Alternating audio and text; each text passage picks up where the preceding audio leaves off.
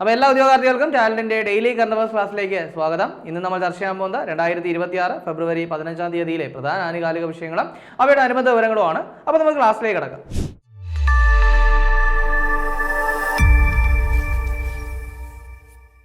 അപ്പോൾ 2026 ഒരുപാട് എക്സാംസ് വരാണ്ടല്ലേ, പ്രത്യേകിച്ച് ഡിഗ്രി ലെവൽ എക്സാമുകൾ ഒരു വലിയ ലൈനപ്പ് തന്നെ നമുക്ക് മുന്നിലുണ്ട്. പ്രത്യേകിച്ച് university assistant, company board assistant, excise inspector, sub inspector police, SBCID, അങ്ങനെ ഒരു വലിയ ലൈനപ്പ് തന്നെ ഉണ്ട്. സോ ഡിഗ്രി ലെവൽ എക്സാമുകൾക്ക് വേണ്ടി തയ്യാറെടുക്കുന്ന ഉദ്യോഗാർത്ഥികൾക്ക് വേണ്ടിയിട്ട് ടാലന്റ് റെക്കോർഡ് ക്ലാസ്സുകൾ സ്റ്റാർട്ട് ചെയ്തിട്ടുണ്ട്. അപ്പോൾ നിങ്ങൾക്ക് 400 മണിക്കൂറിലേറെയുള്ള റെക്കോർഡ് ക്ലാസ്സുകൾ ഉണ്ടാവും, മോഡൽ എക്സാംസ് ഉണ്ടാവും, then topic wise revision exam ഉണ്ടാവും, ദെൻ ഫുൾ ആയിട്ട് സിലബസ് കവർ ചെയ്യും, മെന്റർ സപ്പോർട്ട് ഉണ്ട്, ന്യൂ ആൻഡ് ഓൾഡ് SCRT ക്ലാസ്സുകളുണ്ട്, കറണ്ട് അഫയേഴ്സ് ക്ലാസ്സുകളുണ്ട്, ദെൻ ഇതിൻ്റെയൊക്കെ സ്റ്റഡി മെറ്റീരിയൽസ് ഞങ്ങൾ പ്രൊവൈഡ് ചെയ്യും. സോ ഇതെല്ലാം കൂടി ചേർത്ത് വെറും 2499 രൂപയ്ക്ക് നിങ്ങൾക്ക് ഇപ്പോൾ ഈ കോഴ്സ് പർച്ചേസ് ചെയ്യാവുന്നതാണ്. ഇതിന്റെ വാലിഡിറ്റി ലൈഫ് ടൈം വാലിഡിറ്റി ആണ്. അപ്പോൾ അതുകൊണ്ട് തന്നെ ഇനി വരാനിരിക്കുന്ന എക്സാമുകൾക്ക് വേണ്ടി പ്രിപ്പയർ ചെയ്യാനും ഈ കോഴ്സ് നിങ്ങളെ സഹായിക്കും. അപ്പോൾ കോൺടാക്ട് ചെയ്യാനുള്ള നമ്പർ എന്ന് പറയുന്നത് 75 93 98 57 57, അല്ലെങ്കിൽ ഡിസ്ക്രിപ്ഷനിൽ എന്ത് ചെയ്യാൻ ഞങ്ങൾ ലിങ്ക് കൊടുത്തേക്കാം. അപ്പോൾ ഈ ഒരു ഡിഗ്രി ലെവൽ പറഞ്ഞതുപോലെ തന്നെ 10th ലെവൽ എക്സാംസും ഉണ്ട്. ഇപ്പോൾ വില്ലേജ് ഫീൽഡ് അസിസ്റ്റന്റ്, അതുപോലെ തന്നെ ബെബ്കോ LDC, ഇനി 2027 എന്ത് ചെയ്യുന്നുണ്ട്, ഒരു LDCയും വരുന്നുണ്ട്. അപ്പോൾ അതിന് വേണ്ടിയിട്ട് പ്രിപ്പയർ ചെയ്യുന്ന ആൾക്കാർക്ക് വേണ്ടിയിട്ടും ടാലന്റ് റെക്കോർഡ് ക്ലാസ്സുകൾ സ്റ്റാർട്ട് ചെയ്തിട്ടുണ്ട്. സിലബസ് ഫുള്ളായിട്ട് കവർ ചെയ്യുന്ന രീതിയിൽ മെന്റർ സപ്പോർട്ടോടുകൂടി 200 മണിക്കൂറിലേറെയുള്ള റെക്കോർഡ് ക്ലാസ്സുകൾ ഞങ്ങൾ തരുന്നുണ്ട്. ന്യൂ ആൻഡ് ഓൾഡ് SCRT ക്ലാസ്സുകൾ തരുന്നുണ്ട്, മോഡൽ എക്സാംസ് ഉണ്ട്, ടോപ്പിക് വൈസ് റിവിഷൻ എക്സാമുകളുണ്ട്, ദെൻ കറണ്ട് അഫയേഴ്സ് ക്ലാസ്സുകളുണ്ട്, അതുപോലെ തന്നെ സ്റ്റഡി മെറ്റീരിയൽസും ഞങ്ങൾ പ്രൊവൈഡ് ചെയ്യും. സോ ഇതെല്ലാം കൂടി ചേർത്ത് 1499 രൂപയ്ക്ക് നിങ്ങൾക്ക് ഇപ്പോൾ പർച്ചേസ് ചെയ്യാം. പർച്ചേസ് ചെയ്യാനുള്ള ഫോൺ നമ്പർ മറക്കണ്ട, 75 93 98 57 57. ദെൻ കോഴ്സ് വാലിഡിറ്റി എന്ന് പറയുന്നത് ലൈഫ് ടൈം വാലിഡിറ്റി ആണ്. ഇനി പർച്ചേസ് ചെയ്യാനുള്ള ലിങ്ക് അല്ലെങ്കിൽ എന്ത് ചെയ്യാം, നിങ്ങൾക്ക് ഡിസ്ക്രിപ്ഷൻ വഴിയും പർച്ചേസ് ചെയ്യാവുന്നതാണ്. അപ്പോൾ നമുക്ക് ആദ്യം നോക്കാനുള്ള പോയിന്റ് എന്ന് പറയുന്നത് 2026 നിശാഗന്ധി പുരസ്കാരം നേടിയത് ആരാണ്. അപ്പോൾ 2026 നിശാഗന്ധി പുരസ്കാരത്തിന് അർഹയായത് ആര് എന്നാണ്. അപ്പോൾ ദർശന ജാവേരി, കൃത്യമായിട്ട് ഓർക്കുക, ദർശന ജാവേരി ആണ്. അപ്പോൾ ഒരു ഈ പറയുന്ന അവാർഡ്, ഈ പറയുന്ന എന്താണ് നമ്മുടെ നിശാഗന്ധി പുരസ്കാരം എന്ന് പറയുന്നത് നമ്മുടെ സംസ്ഥാന സർക്കാർ നൽകുന്ന പുരസ്കാരമാണ്. അതായത് നൃത്തരംഗത്തെ സമഗ്ര സംഭാവനകൾ പരിഗണിച്ചുകൊണ്ടാണ് ഈ ഒരു പുരസ്കാരം നമ്മുടെ സംസ്ഥാന സർക്കാർ നൽകുന്നത്. ഇതിന്റെ പ്രൈസ് മണി എന്ന് പറയുന്നത് 1.5 ലക്ഷം രൂപയും ഫലകമാണെന്നുള്ള കാര്യം കൂടി നോട്ട് ചെയ്യുക. അപ്പോൾ ഇവിടെ നമ്മൾ പറഞ്ഞു 2026 നിശാഗന്ധി പുരസ്കാരം നേടിയത് ആരാണ്, ദർശന ജാവേരിയാണ്. അങ്ങനെയാണെങ്കിൽ ഇവർ ഏത് കലാരൂപവുമായിട്ട് ബന്ധപ്പെട്ടിരിക്കുന്നു എന്ന് ചോദിച്ചു കഴിഞ്ഞാൽ മണിപ്പൂരി. ഇതാണ് മണിപ്പൂരി എന്ന് പറയുന്ന കലാരൂപവുമായിട്ട് ബന്ധപ്പെട്ട വ്യക്തിയാണ് ആരെന്ന് പറയുന്നത്, ദർശന ജാവേരി എന്ന് പറയുന്നത്. അപ്പോൾ അവർക്ക് 2026 എന്ത് കിട്ടി, ഈ പറയുന്ന നിശാഗന്ധി പുരസ്കാരം കിട്ടി എന്നുള്ള കാര്യം ഓർക്കുക. ദെൻ 2002 ഈ പറയുന്ന ദർശന ജാവേരിക്ക് പത്മശ്രീ ബഹുമതി കിട്ടിയിട്ടുണ്ട് കേട്ടോ. അപ്പോൾ അതുകൂടെ നോട്ട് ചെയ്യുക. അപ്പോൾ 2026 കിട്ടിയ ആളെയാണ് നമ്മൾ പരിചയപ്പെട്ടത്. അങ്ങനെയാണെങ്കിൽ 2025 ആർക്കാണ് കിട്ടിയെന്ന് ചോദിച്ചു കഴിഞ്ഞാൽ അത് ആർക്കാണെന്ന് വെച്ച് കഴിഞ്ഞാൽ കഥക് കലാകാരനായിട്ടുള്ള പണ്ഡിറ്റ് രാജേന്ദ്ര ഗംഗാനി. ആരാണ്, പണ്ഡിറ്റ് രാജേന്ദ്ര ഗംഗാനിയാണ്. അദ്ദേഹം കഥക് കലാകാരനാണ്. ഇനി അതുപോലെ തന്നെ 2024 ആർക്കാണ് കിട്ടിയെന്ന് ചോദിച്ചു കഴിഞ്ഞാൽ അത് ചിത്രാ വിശ്വേശ്വരൻ. ആർക്കാണ്, ചിത്രാ വിശ്വേശ്വരനാണ്. ഈ പറയുന്ന ചിത്രാ വിശ്വേശ്വരൻ ഏത് കലാരൂപവുമായിട്ട് ബന്ധപ്പെട്ട വ്യക്തിയാണ് എന്ന് ചോദിച്ചു കഴിഞ്ഞാൽ ഏതാണ്, ഭരതനാട്യമാണ്. ഭരതനാട്യ കലാകാരിയാണ് ആരെന്ന് പറയുന്നത്, ചിത്രാ വിശ്വേശ്വരൻ എന്ന് പറയുന്നത്. സോ ആ ഒരു കാര്യം കൂടി ഒന്ന് നോട്ട് ചെയ്ത് വയ്ക്കുക. കൂടെ നിശാഗന്ധി പുരസ്കാരത്തെ പറ്റിയാണ് നമ്മൾ ചർച്ച ചെയ്തുകൊണ്ടിരുന്നത്. നിശാഗന്ധി പുരസ്കാരം നമ്മുടെ സംസ്ഥാന സർക്കാർ നൽകുന്നു. പ്രൈസ് മണി 1.5 ലക്ഷം രൂപയാണ്. ഇനി നൃത്തരംഗത്തെ സമഗ്ര സംഭാവനകൾ പരിഗണിച്ചാണ് എന്ത് ചെയ്യുന്നത്, പുരസ്കാരം നൽകുന്നത് എന്നുള്ളൊരു കാര്യം കൂടി നോട്ട് ചെയ്യുക. അടുത്ത് നമുക്ക് നോക്കാനുള്ളത് ഒരു പ്രധാനപ്പെട്ട നിയമനവുമായിട്ട് ബന്ധപ്പെട്ട കാര്യമാണ്. അതായത് നമ്മളിപ്പോൾ ഇതിന് മുൻപൊക്കെ ഒരുപാട് തവണ ചർച്ച ചെയ്തിട്ടുള്ള ഒരു കാര്യമാണ് ബംഗ്ലാദേശിൽ നടന്ന കലാപമൊക്കെ അല്ലേ. അപ്പോൾ ആ കലാപം നടക്കുന്ന സമയത്ത് അവിടുത്തെ പ്രധാനമന്ത്രി ആയിട്ടുണ്ടായിരുന്ന ഷെയ്ഖ് ഹസീന രാജിവെച്ച കാര്യം നമ്മൾ പറഞ്ഞിട്ടുണ്ടായിരുന്നു. ദെൻ അതിനുശേഷം നമ്മൾ എന്താ പറഞ്ഞത്, അവിടെ മുഹമ്മദ് യൂനിസിന്റെ നേതൃത്വത്തിൽ ഒരു ഇടക്കാല ഗവൺമെന്റ് സ്ഥാനമേറ്റ കാര്യവും പറഞ്ഞു. ഇപ്പോൾ അവിടെ എന്ത് ചെയ്തിരിക്കുകയാണ്, ഇലക്ഷൻ നടന്നിരിക്കുകയാണ്. അപ്പോൾ ആ ഇലക്ഷന് ശേഷം എന്ത് ചെയ്യുകയാണ്, താരിഖ് റഹ്മാൻ അവിടെ പ്രധാനമന്ത്രിയായിട്ട് സ്ഥാനമേൽക്കാൻ പോകുന്നു. അപ്പോൾ ബംഗ്ലാദേശിന്റെ പ്രധാനമന്ത്രിയായിട്ട് നിയമിതനാകുന്ന വ്യക്തി ആരാണെന്ന് ചോദിച്ചു കഴിഞ്ഞാൽ അത് താരിഖ് റഹ്മാനാണ്.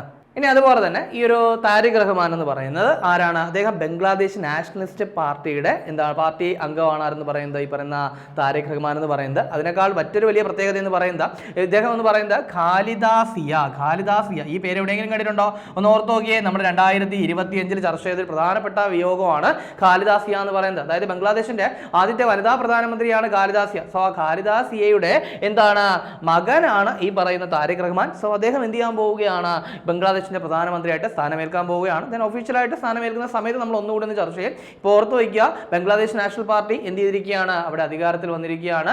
ആ പാർട്ടിയുടെ ചെയർമാൻ കൂടിയാണ് ഈ പറയുന്ന താരിഖ് റഹ്മാൻ. അദ്ദേഹം സ്ഥാനമേൽക്കാൻ പോകുന്നു. ദെൻ ഷെയ്ഖ് ഹസീനയുടെ പാർട്ടി ഏതാണെന്ന് ചോദിച്ചു കഴിഞ്ഞാൽ അവാമി ലീഗ്. ഏതാണ്, അവാമി ലീഗാണ്. അവർ പക്ഷേ എന്ത് ചെയ്തിട്ടില്ല, ഈ ഒരു തെരഞ്ഞെടുപ്പിൽ മത്സരിച്ചിട്ടില്ല. ആ ഒരു കാര്യം കൂടി നോട്ട് ചെയ്യുക.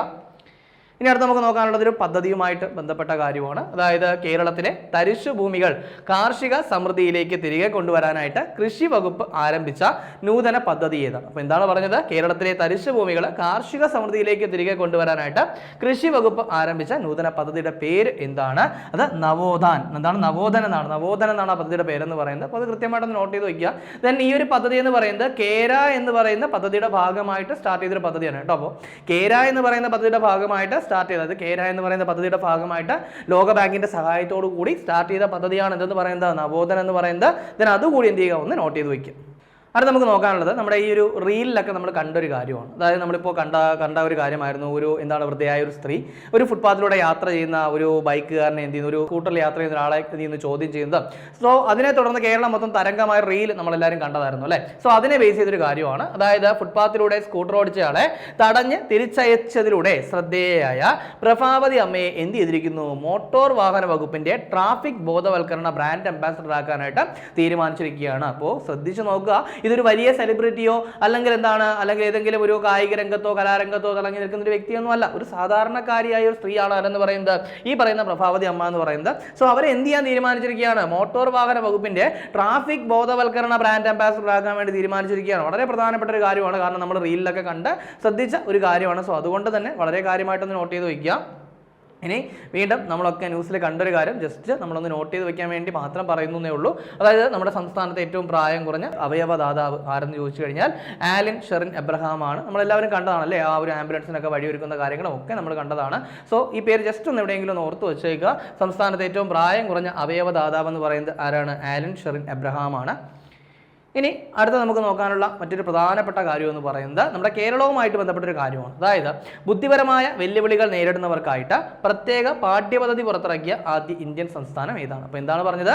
ബുദ്ധിപരമായിട്ടുള്ള വെല്ലുവിളികൾ നേരിടുന്നവർക്കായിട്ട് പ്രത്യേക പാഠ്യപദ്ധതി പുറത്തിറക്കിയ ആദ്യ ഇന്ത്യൻ സംസ്ഥാനം ഏത് എന്നുള്ളതാണ്. നമ്മുടെ കേരളമാണെന്നുള്ള കാര്യം നോട്ട് ചെയ്യുക കേട്ടോ. അപ്പോൾ കേരളമാണ് ഇത്തരത്തിലൊരു പാഠ്യപദ്ധതി എന്ത് ചെയ്തത്? പുറത്തിറക്കിയത്. അതായത് നമ്മുടെ നബാർഡിൻ്റെയൊക്കെ സഹായത്തോടു കൂടി ഒരു പദ്ധതി നടപ്പാക്കുന്നുണ്ട്, സർഗശേഷി എന്ന് പറഞ്ഞിട്ടുണ്ട്. അപ്പോൾ ആ ഒരു പദ്ധതിയുടെ ഭാഗമായിട്ടാണ് ലീപ് എഹെഡ് എന്ന് പറയുന്ന ഈ ഒരു പാഠ്യപദ്ധതി എന്ത് ചെയ്തത്? പുറത്തിറക്കിയത്. അപ്പോൾ പാഠ്യപദ്ധതിയുടെ പേരെന്ന് പറയുന്നത് ലീപ് എഹെഡ് എന്നാണ്. ദെൻ സർഗശേഷി എന്ന് പറയുന്ന ഒരു പദ്ധതിയുടെ ഭാഗമായിട്ടാണ് എന്ത് ചെയ്യുന്നത്? പാഠ്യപദ്ധതി കൊണ്ടുവന്നിട്ടുള്ളത്. സോ ബുദ്ധിപരമായ വെല്ലുവിളികൾ നേരിടുന്നവർക്കായിട്ട് പ്രത്യേക പാഠ്യപദ്ധതി പുറത്തിറക്കിയ ആദ്യ ഇന്ത്യൻ സംസ്ഥാനം എന്ന് പറയുന്നത് ഏതാണ്ട്? നമ്മുടെ കേരളമാണ്. അപ്പോൾ നിങ്ങൾക്കൊരു വലിയ ഒരു ഓഫർ ഞങ്ങൾ പരിചയപ്പെടുത്തുകയാണ്. അതായത് ടാലൻറ്റിൻ്റെ ഓൾഡ് ബുക്ക് ക്ലിയറൻസിൻ്റെ ഭാഗമായിട്ട് ഞങ്ങളൊരു മെഗാ ഓഫർ കൊണ്ടുവന്നിട്ടുണ്ട്. അതായത് ഇപ്പോൾ നിങ്ങൾക്ക് ടാലൻറ്റിൻ്റെ ഓൾഡ് ബുക്സ് വെറും 1 കിലോ പുസ്തകം 99 രൂപയ്ക്ക് സ്വന്തമാക്കാനുള്ള അവസരം ഞങ്ങൾ ഒരുക്കിയിട്ടുണ്ട്. അപ്പോൾ 1 കിലോ പഴയ പുസ്തകങ്ങൾ നിങ്ങൾക്ക് ഇപ്പോൾ എന്ത് ചെയ്യാം? 99 രൂപയ്ക്ക് സ്വന്തമാക്കാവുന്നതാണ്.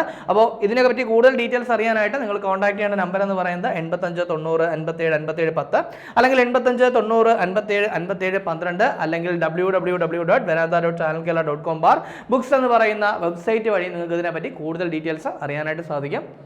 ഇനി അടുത്ത് നമുക്ക് നോക്കാനുള്ള പോയിന്റ് എന്ന് പറയുന്നത് ഓൾറെഡി തന്നെ നമ്മൾ ചർച്ച ചെയ്ത് കഴിഞ്ഞൊരു കാര്യമാണ്. അതായത് കേരളത്തിൽ ഒരു ഡാം റിസർവോയറിന് കുറുകെ നിർമ്മിക്കുന്ന ഏറ്റവും വലിയ പാലം ഏതാണ്? അപ്പോൾ എന്താണ് പറഞ്ഞത്?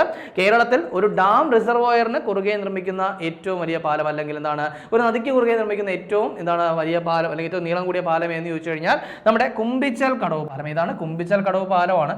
ഈ കുമ്പിച്ചൽ കടവ് പാലം എന്ന് പറയുന്നത് എവിടെയാണെന്ന് ചോദിച്ചു കഴിഞ്ഞാൽ അമ്പൂരി. എവിടെയാണ് അമ്പൂരി? അമ്പൂരി എന്ന് പറയുന്നത് ട്രിവാൻഡ്രത്താണ്. അപ്പോൾ ട്രിവാൻഡ്രത്തെ അമ്പൂരിയിലാണ് എന്ത് ചെയ്തിരിക്കുന്നത്? കുമ്പിച്ചൽ കടവ് പാലം നിലവിൽ വന്നത്.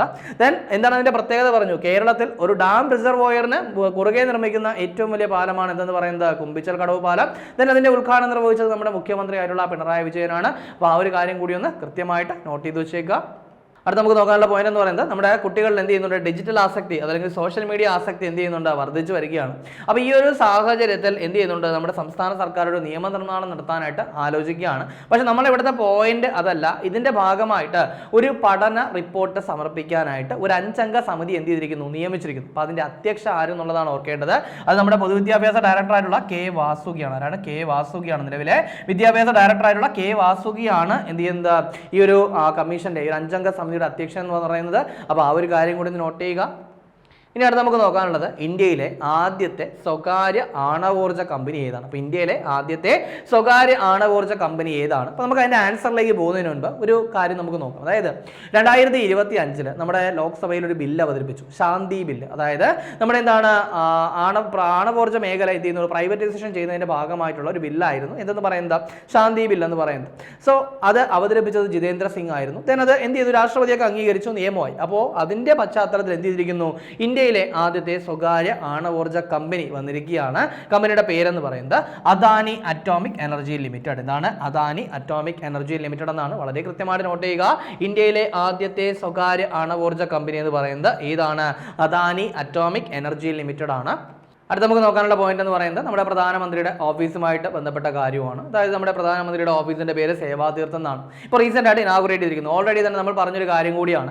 ദെൻ ഇവിടെ ദേവനാഗരി ലിപിയിൽ നാഗരിക് ദേവോ ഭവ എന്ന് എഴുതി വെച്ചിട്ടുണ്ട്. അതായത് പൗരന്മാർ ദൈവത്തെ പോലെ എന്നർത്ഥം വരുന്ന രീതിയിൽ നാഗരിക് ദേവോ ഭവ എന്ന് എവിടെ എഴുതി വെച്ചിട്ടുണ്ട്, സേവാതീർത്ഥത്തിൽ എഴുതി വെച്ചിട്ടുണ്ട്. ഇനി അതുപോലെ തന്നെ ഇവിടെ പ്രധാനമന്ത്രിയുടെ ഓഫീസ് മാത്രമല്ല, മറ്റ് 3 അതായത് പ്രധാനമന്ത്രിയുടെ ഓഫീസ് ഉൾപ്പെടെ 3 പ്രധാനപ്പെട്ട ഓഫീസുകളാണ് ഇവിടെ എന്ത് ചെയ്യുന്നത്, പ്രവർത്തിക്കുന്നത്. ഇനി അതുപോലെ തന്നെ ഇവിടെ പ്രവർത്തിക്കുന്നതെന്ന് പറയുന്നത് ദേശീയ സുരക്ഷാ കൗൺസിലിന്റെ സെക്രട്ടേറിയറ്റ്, അതുപോലെ തന്നെ ക്യാബിനറ്റ് സെക്രട്ടേറിയറ്റ്, ഇതൊക്കെ എന്ത് ചെയ്യുന്നുണ്ട്, ഈ പ്രധാനമന്ത്രി ഓഫീസിന്റെ കൂടെ തന്നെ പ്രവർത്തിക്കുന്നുണ്ടെന്നുള്ള കാര്യം കൂടി നോട്ട് ചെയ്യുക. ഇനി അതിനൊപ്പം തന്നെ നമ്മുടെ പ്രധാനമന്ത്രി 2 പ്രധാനപ്പെട്ട പദ്ധതികളെ പറ്റിയും ഈ ഉദ്ഘാടന ചടങ്ങിൽ മെൻഷൻ ചെയ്യുകയുണ്ടായി. അപ്പോൾ അതുകൂടി എന്ത് ചെയ്യണം, നമ്മളൊന്ന് നോക്കി വെക്കേണ്ട ആവശ്യമുണ്ട്.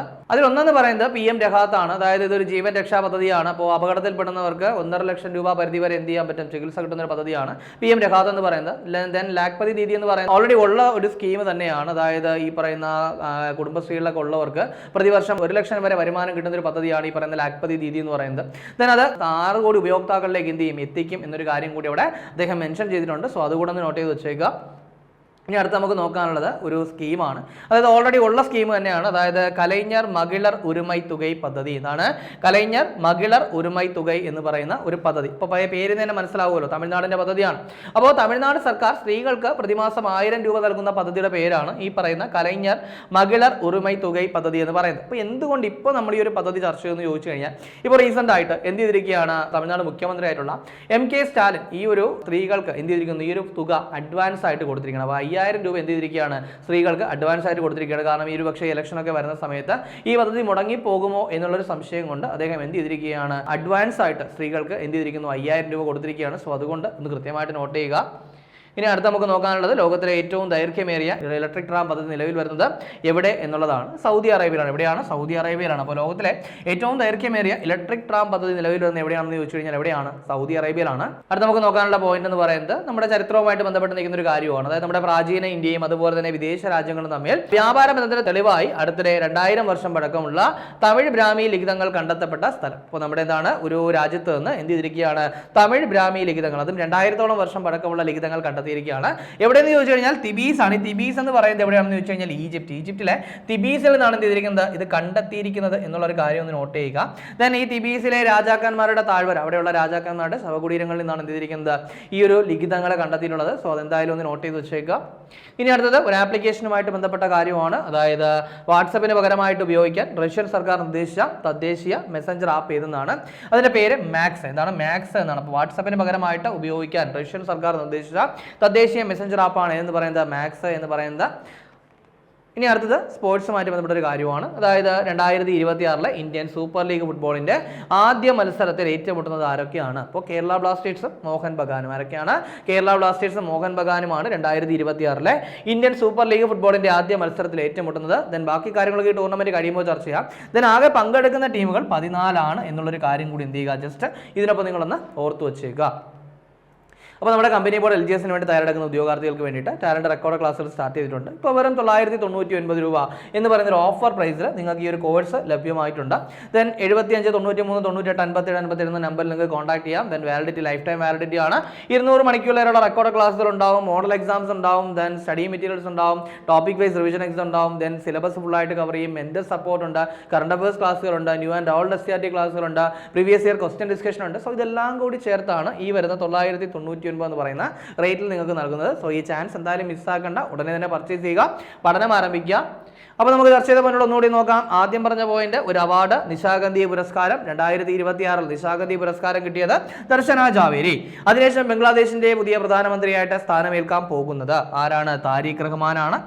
അതിനുശേഷം പറഞ്ഞ പോയിന്റ് ഒരു പദ്ധതിയാണ്, നവോദന എന്ന് പറയുന്ന ഒരു പദ്ധതി. നമ്മുടെ കേര പദ്ധതിയുടെ ഭാഗമായിട്ടുള്ള ഒരു പദ്ധതിയാണത്, ഒരു നൂതന പദ്ധതിയാണതെന്ന് പറയുന്നത് നവോദന എന്ന് പറയുന്ന പദ്ധതി.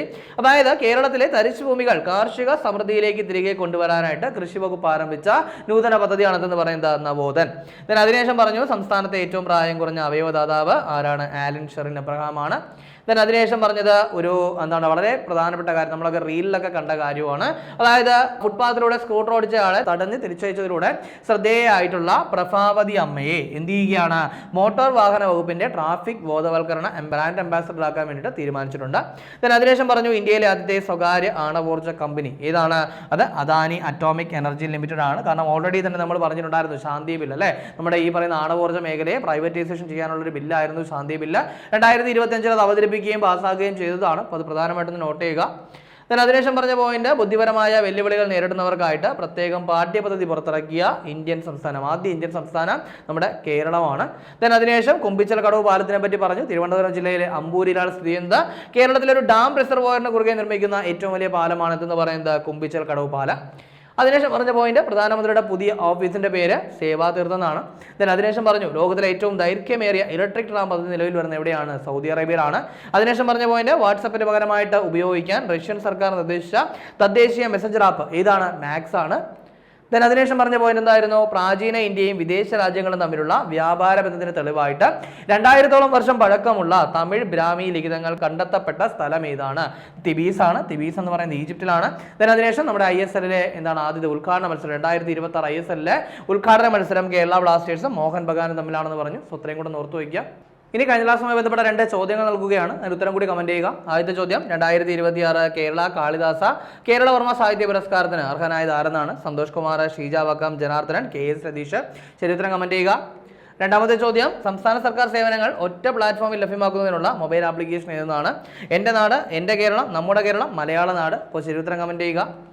ഇനി കഴിഞ്ഞ ക്ലാസ് നൽകിയിരുന്ന 2 ചോദ്യങ്ങളുടെ ഉത്തരം കൂടി നോക്കാം. ആദ്യത്തെ ചോദ്യം കേരളത്തിലെ സ്വകാര്യ മേഖലയിലുള്ള തൊഴിലാളികൾക്കായിട്ട് സംസ്ഥാന സർക്കാർ ആവിഷ്കരിച്ച ആശ്രിത ധനസഹായ പദ്ധതി ഏതാണ്? അപ്പോൾ ഇതിന്റെ ചരിത്രം എല്ലാവർക്കും അറിയാം അല്ലേ? രക്ഷാ കവചം നമ്മൾ ചർച്ച ചെയ്തതാണ്, രക്ഷാ കവചമാണ്. ഇനി രണ്ടാമത്തെ ചോദ്യം കിൻഫ്രയുടെ നേതൃത്വത്തിൽ കേരളത്തിലെ ആദ്യ ഗ്ലോബൽ ഗോൾഡ് സിറ്റി നിലവിൽ വരുന്നത് എവിടെ എന്നുള്ളതാണ്. അപ്പോൾ ഇതിന്റെ ചരിത്രം എന്ന് പറയുന്നത് മട്ടന്നൂരാണ്. അപ്പോൾ നമ്മളിന്ന് ചർച്ച ചെയ്ത ചോദ്യങ്ങളും അതിന്റെ ഉത്തരങ്ങളും ചർച്ച ചെയ്ത പോയിന്റുകളും മനസ്സിലായെന്ന് വിചാരിക്കുന്നു. വളരെ കാര്യമായിട്ട് നല്ലതുപോലെ തന്നെ ഡെയിലി കണ്ടവസ് അപ്ഡേറ്റ് ചെയ്ത് പോവുക, നല്ലപോലെ വർക്ക് ചെയ്യുക, എത്രയും പെട്ടെന്ന് ഒരു ജോലി നേടിയെടുക്കുക. 2026 ഫെബ്രുവരി 15 തീയതിയിലെ പ്രധാന ആനുകാലിക വിഷയങ്ങളും അവയുടെ അനുബന്ധ വിവരങ്ങളുമാണ് നമ്മൾ ചർച്ച ചെയ്ത് കഴിഞ്ഞത്. അപ്പോൾ ഈ ചർച്ച ചെയ്ത പോയിന്റുകളൊക്കെ മനസ്സിലായെന്ന് വിചാരിക്കുന്നു. മറ്റൊരു ക്ലാസ്സുമായി നമുക്ക് അടുത്ത ദിവസം കാണാം.